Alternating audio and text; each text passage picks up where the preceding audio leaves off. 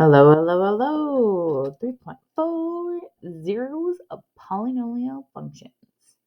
So again, we've been talking about zeros for a long time. They're solving the equation. It's always solving the equation and we set it equal to 0 and we solve it, usually by factoring. Now, one thing that we have about a rational zero test, whenever we are given a polynomial, and it doesn't matter the type of polynomial, we can always find the possible rational zeros. There's always a list. And that list is always going to be the factors of the constant term, so this last term, last term, divided by the factors of the leading coefficient. So your highest degree is your leading coefficient.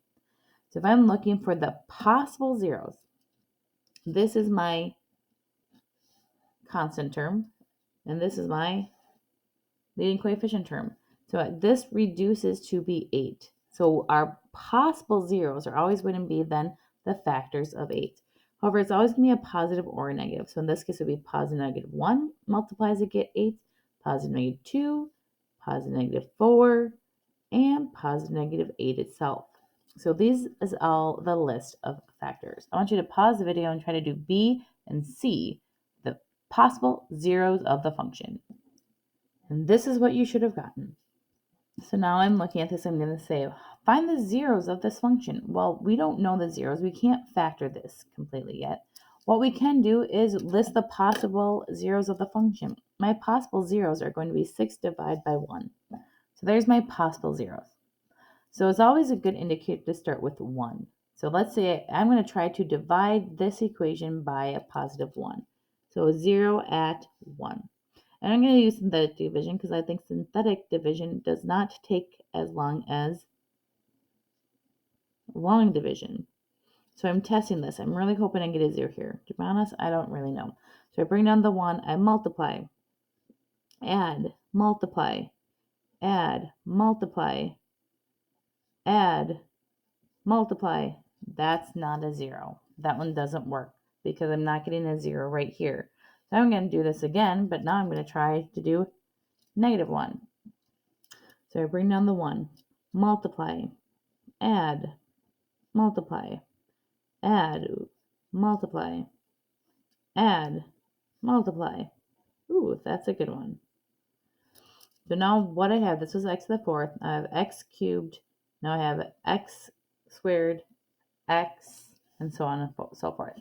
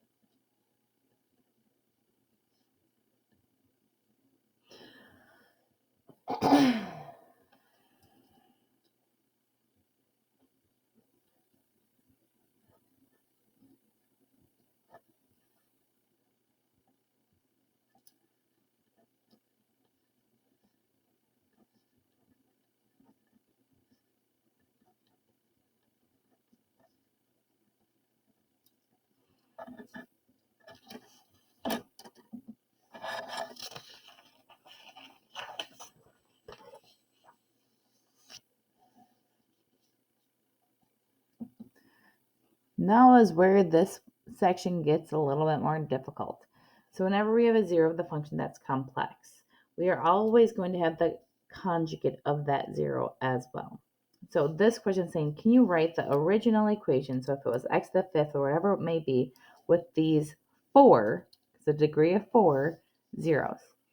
So remember, when we have an equation that says x is equal to -1, that equation actually, before we got to the x equals -1, this was an x plus 1 was equal to 0.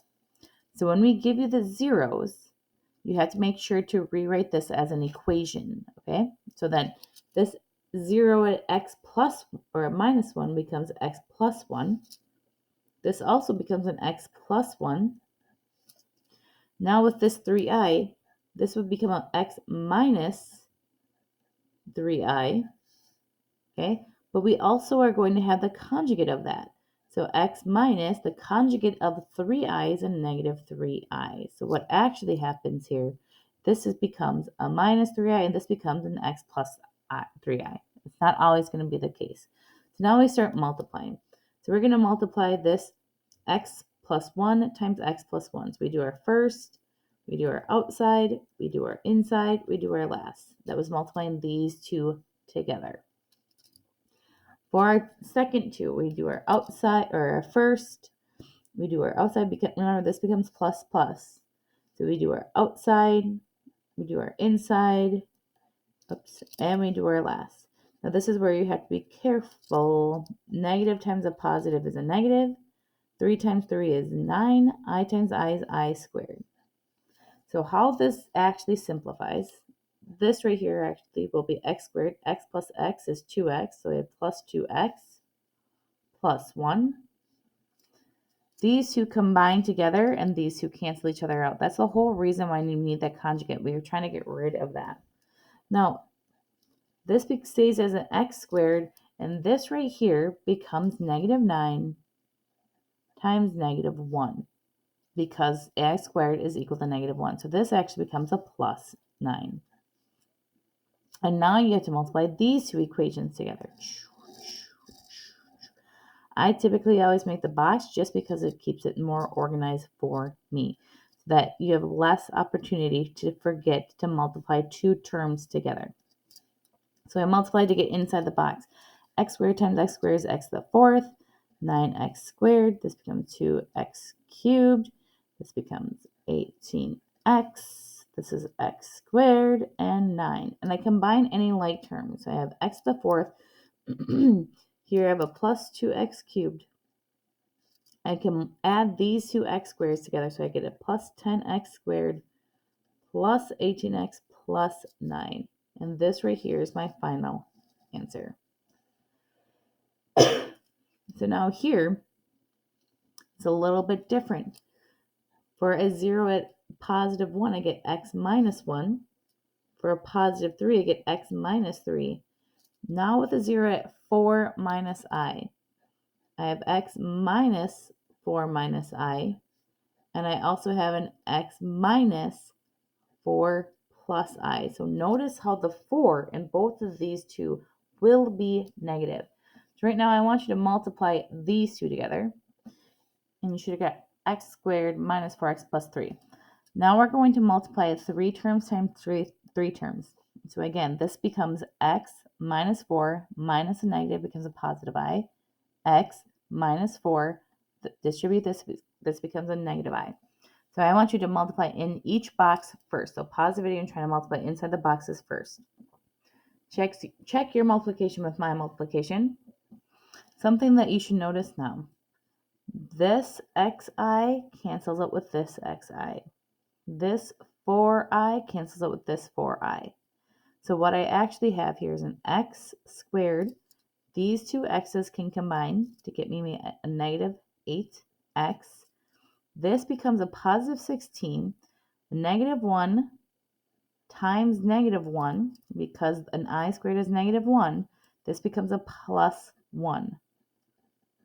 So this right here is x squared minus 8x plus 17. So now I have to multiply these two together. So I want you to pause the video and try to multiply these two together. And your final answer should be x to the fourth minus 12x cubed plus 52x squared minus 92x plus 51. We're going to do these next two in class. Have a great, have a grand, have a wonderful day.